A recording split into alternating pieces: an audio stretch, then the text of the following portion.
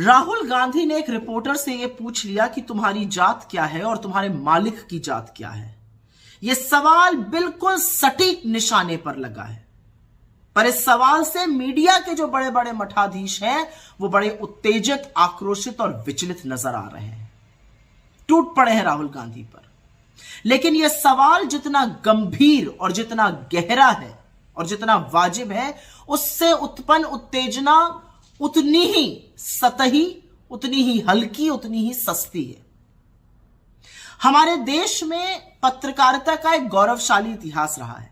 जंगे आजादी के दौरान आजादी के महानायकों ने पत्रकारिता के माध्यम से पिछड़ों का, दलितों का, वंचितों का, शोषितों का, उनके खिलाफ हो रहे अन्याय के खिलाफ आवाज उठाई।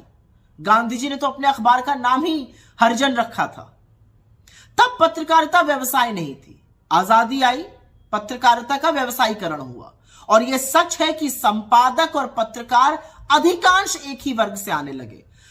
वो अधिकांश सवर्ण वर्ग के थे और जो उनके मालिक थे वो अधिकांश वैश्य थे। उठाकर देख लीजिए किसी भी बड़े मीडिया हाउस को।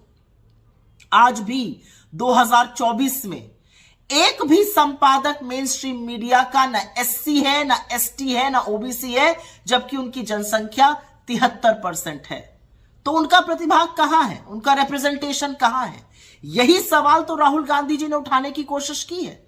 इसी सवाल का तो जवाब वो आपसे मांग रहे हैं। बजाय इसका जवाब देने की कि इन लोगों का 73% का रिप्रेजेंटेशन कहां है, राहुल गांधी पर टूट पड़ना इसका जवाब नहीं है। उस पर बरगलाना इसका जवाब नहीं है। और क्या ये लोग उन लोगों की आवाज बन सकते हैं? क्या ये समझ सकते हैं उनकी पीड़ा?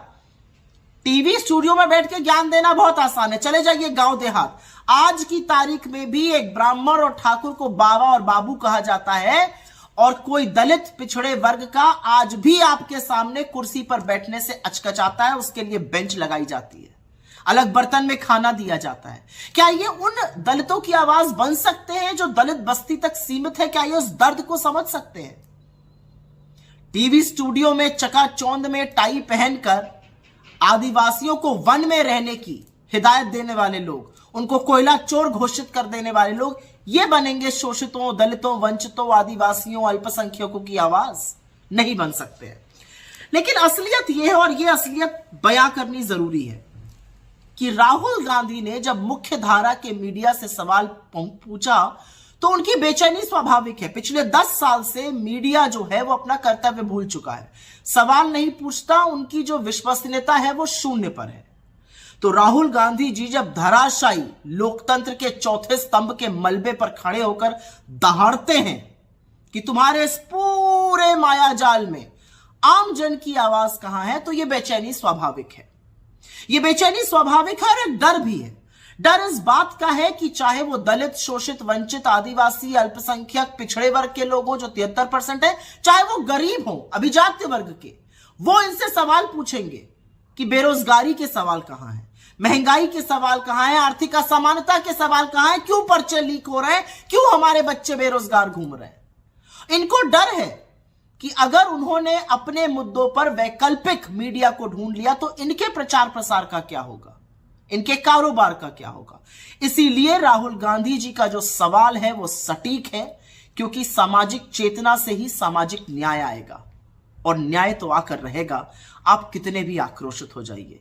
लेकिन उस झूठे आक्रोश, उस झूठी उत्तेजना, उस टेबल पटकने में एक सवाल का जवाब देते जाइएगा।